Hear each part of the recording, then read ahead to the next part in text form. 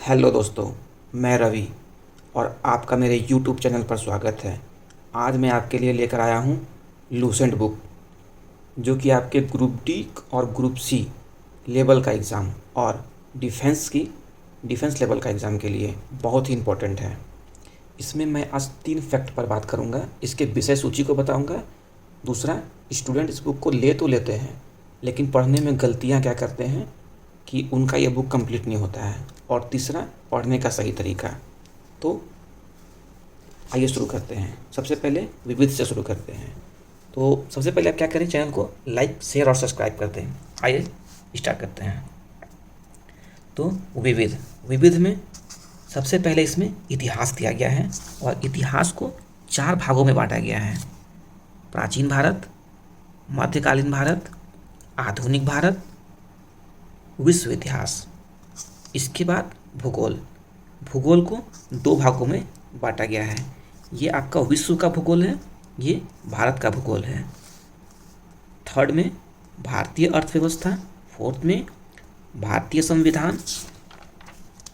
इसके बाद साइंस का पार्ट शुरू हो जाता है। इसमें क्या है, फिजिक्स है यानी कि भौतिक विज्ञान, केमिस्ट्री है, रासायनिक विज्ञान और जीव विज्ञान। और एक दिया गया है विज्ञान एवं प्रौद्योगिकी। 9th में विविध है।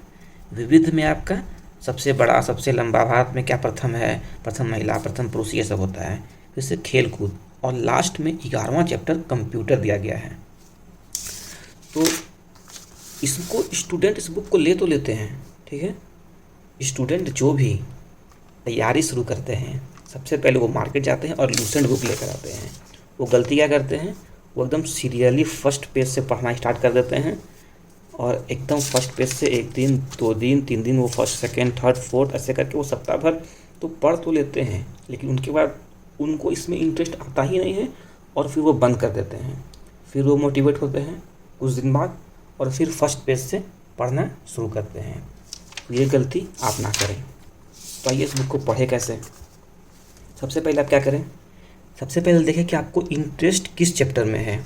इतिहास में है, भूगोल में है, कि आपको भारतीय संविधान में है या किस में है। तो आप इसको जब भी शुरू करें तो एक इंटरेस्टिंग सब्जेक्ट और एक जिसमें आपको इंटरेस्ट ना हो वो सब्जेक्ट, 2 सब्जेक्ट आप साथ में शुरू करें तो आप इस बुक को ख़त्म कर पाइएगा। जैसे अगर मान लीजिए आपको भूगोल में इंटरेस्ट है तो ऐसा नहीं कि आप भूगोल का पूरा लाइन से पढ़ने लगे, उसमें भी आपको जिस चैप्टर में ज़्यादा इंटरेस्ट है, जैसे कि आप पहले भारत का भूगोल से शुरू कर दिए, ठीक। उसमें आपको अगर भारत में कहाँ कौन सी नदी है आपको इसमें इंटरेस्ट है तो पहले भारत की नदियाँ पढ़ ली हैं। उसके बाद आपको इंटरेस्ट है भारत की जलवायु में, वो पढ़ लिए, भारत की मिट्टी में वो पढ़ लिए, भारत की प्रमुख वन्य जीव अभ्यारण्य, राष्ट्रीय उद्यान, आप इसको पढ़ लिए। आप ऐसे करके पढ़िएगा। और भूगोल आप पढ़िएगा तो आप मैप साथ में रख के पढ़िएगा। जब आप भारत की नदियाँ पढ़िएगा तो आप सबसे पहले खुद से एक मैप ड्रॉ कीजिएगा। उस मैप में कहाँ से कौन नदी निकल रही है और कहाँ बह के जा रही है आप उसको ड्रॉ कीजिएगा। तो उससे क्या होता है, माइंड में एक मैप बन जाता है तो आप भूलते नहीं हैं। किन्हीं को इंटरेस्ट होगा भारतीय संविधान में तो आप वो इसको पहले शुरू कर देंगे। इसमें भी उनको जिस चैप्टर में इंटरेस्ट होगा, आप कहेंगे सर मुझे तो किसी में इंटरेस्ट है ही नहीं, मुझे तो बुक पढ़ने में ही इंटरेस्ट नहीं है। तो आप क्या करें, इंटरेस्ट नहीं है, इंटरेस्ट में कहने का मतलब ये है कि आपको जिस चैप्टर के बारे में आपने पहले पढ़ा है, आपको कुछ नॉलेज हो, आप उस चैप्टर को पहले पढ़ें। एक चैप्टर जैसे कि इससे आप ले लिए और एक चैप्टर आप साइंस का ले लीजिएगा। अगर आप ऐसे पढ़ते हैं तो आप बुक जल्दी ख़त्म कर पाइएगा, समय से ख़त्म कर पाइएगा और पूरा पढ़ पाइएगा। बुक ख़त्म करने में दोस्तों आपको 5 से 6 मंथ लगेंगे ही लगेंगे। अगर कोई कहते हैं कि बुक 1 महीने में कैसे ख़त्म करें, वो ख़त्म नहीं होता है, आपको 5 से 6 महीना लगेगा ही लगेगा। आप एक जिस चैप्टर में आपको इंटरेस्ट है आप उसको उठाइए, एक साइंस का चैप्टर उठा लीजिए और ऐसे करके आप डेली पढ़िए। और सबसे पहले क्या कीजिए, आप विविध को, भारत में प्रथम महिला, प्रथम पुरुष, भारत में सर्वाधिक बड़ा, लंबा एवं ऊंचा हो गया, विश्व में प्रथम हो गया, इसमें जो भी है सबसे पहले आप विविध को आधा घंटा पढ़ लिए। उसके बाद आपको जिस चैप्टर में इंटरेस्ट है आप उस चैप्टर को खोल लीजिए। जैसे मान लीजिए आपको इतिहास में इंटरेस्ट है, आप क्या कीजिएगा, आप इतिहास निकाल लिए, आप डायरेक्ट ऐसा नहीं कि मार्कर लिए और फर्स्ट से एकदम रंगना शुरू कर दिए, फर्स्ट रंगते रंगते पढ़ते गए, तो वैसे फिर नहीं होने वाला है। आप सबसे पहले इसको खोलिए, आप 3 पेज पकड़ के चलिए। 3 पेज को आप पहले पूरा सीरियली रीडिंग कर लीजिए। आप एक बार रीडिंग करके इसका ओवरव्यू ले लिए, अब आप फर्स्ट पेज में आ जाइए, अपना मार्कर उठाइए और फिर आप इसको पढ़ना स्टार्ट कीजिए। आपको जो पॉइंट इम्पोर्टेंट लगता है आप उसको मार्क करते जाइए, आप उसको ऐसे करके मार्क करते जाइए।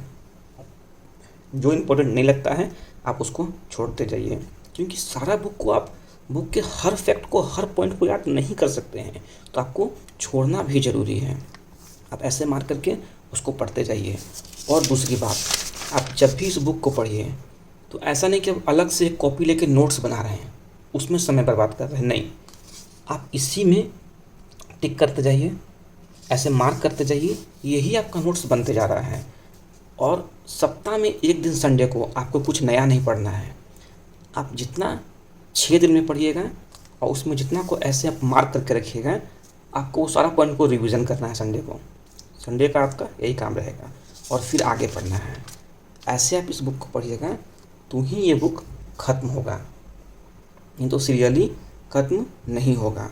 तो समझ गए?